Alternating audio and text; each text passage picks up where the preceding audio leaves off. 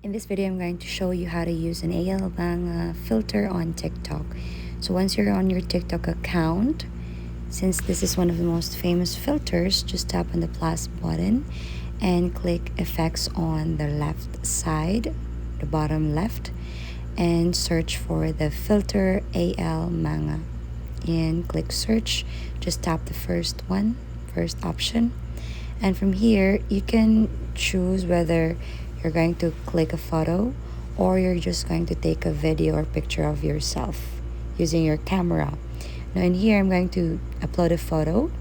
Just tap the screen for you to upload a photo or to take a picture of yourself. Now just choose picture from your gallery and wait for it to load so that it will generate this kind of anime filter, and that's it. Once you're done shooting it, you can just tap on it, click next, and click post, and it will be shown to your TikTok account. If you find this helpful, don't forget to give it a like and subscribe for more updates.